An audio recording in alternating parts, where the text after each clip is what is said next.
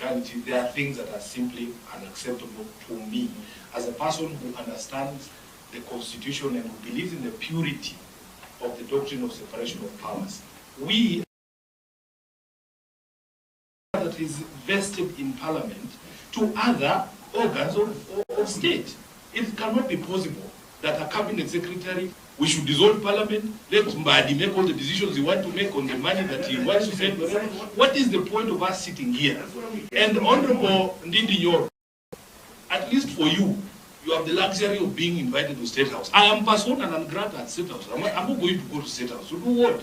I personally believe that even as members of Parliament, you being summoned to State House, you are subserving yourselves to an institution that you observe and oversight. You will never see State House being summoned by the President. To do what? He will come tomorrow to Parliament because you are his oversights. You cannot be the one saying, oh, the budget is prepared by the President. He is not a member of the budget committee. I didn't know these things because you know me, I only know opposition. Now, clearly you are telling us that as a member of the National Assembly, just let me finish. I thought you said you have to finish. But we have a right to raise point of order.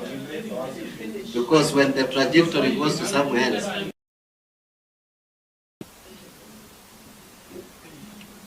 You know you are the one who guided us on the rules. That when somebody is on the mic, it could be that because I have never been in government, I don't know this animal called government, I could be ignorant to some of the things that Ndindi. If we have been given the constitutional mandate as Parliament, let us do our job. Let us execute our mandate. That's what the people expect. A place where Sifuna cannot go. Or at Treasury. In this room, in this building. So you should tell me because I can just walk out. Yeah. Protect, especially people who are not in this committee, by none other than the CS National Treasury. And there is nowhere where the executive for sure. Okay, Makali. You take a decision because of money. Consultation. Consultation is a conversation. To just exhaustively finish what he wants to say. Honorable Makali, are you done? Come in. Mic off, Senator.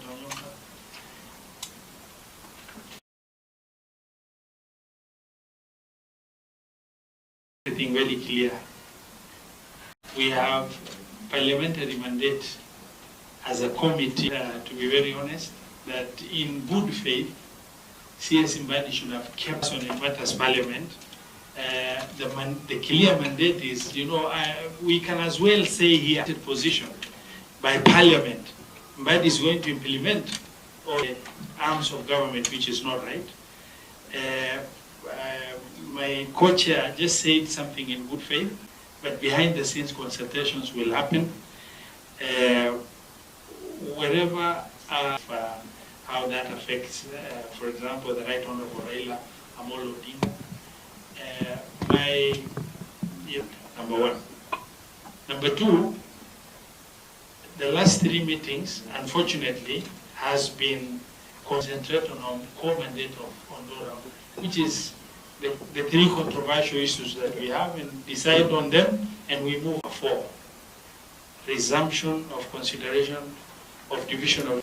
And today, because our time is extremely precious, we have met committee and largely political.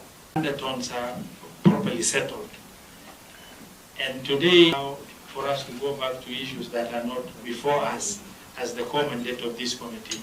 Obviously, and I would like to give my co-chair from agenda number 4, by the clerks taking us through that. Thank you very much. Did come. The undercurrents the chair is talking about are well known to us. We have canvassed enough on that.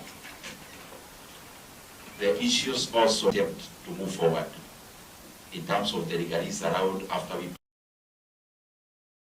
As they say, you can only eat an elephant piece by piece. So I'd rather we don't theorize on the whole. We now go to the real issue around the fee. Belabor now anymore. the next step, in my opinion. And therefore, any member with, if at all. Yes, Honorable DK. Okay, I think with that guidance, we let the river flow. Where it is going to go is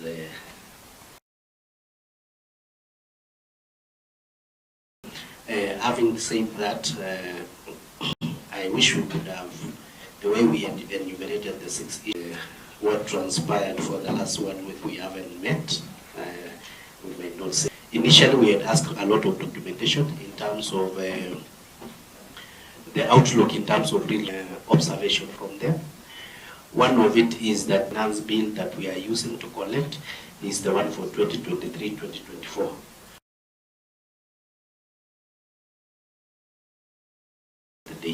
So having come from there, then we go to what happened in the collection for the 2023-2024. And from the data that we have is that it increased around 21 billion. So the counties, this data we were provided. It is, I know you aren't there, but now having the two figures, and given that we are the Finance Act of 2023, and in 2023-2024, the share that had been given was 385 billion.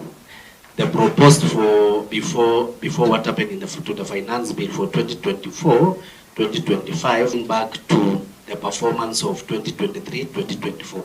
In the performance of 2023-2024 will not suffer a lot of losses. Source revenue increased last year, and chances are, if we go with the same trajectory, it is going to increase this year. So the from where I'm sitting, that is the proposal that we should support based on the data that is available. Thank you. The entire justification by national government for why we need to cut the revenue, 80 billion additional. I had requested that you give us the national government's share of revenue raised nationally was adjusted 325 billion. That's important in terms of guiding the discussion. Us who are not here. Before we go to Honorable Mukatana, let's go to Senator Onyonka. I have to pronounce myself. Chair, I found this thing really interesting. You are keeping 75% of the revenue that government for the executive. How dare you? Which deals more than the governors. Billion. Chair, I'm so frustrated. Honorable Chair, Honorable Dr. Odo. it won't lose He's a the PhD. steam. You will take the wind out of the sail. Honor stealing more, or the county stealing less. We would need to be very specific when. Shillings a day. Your minister said that yesterday. Let me finish. Resources, that's a serious allegation. It needs to be backed. And on the content, once again, on our terms of reference right now, looking at whether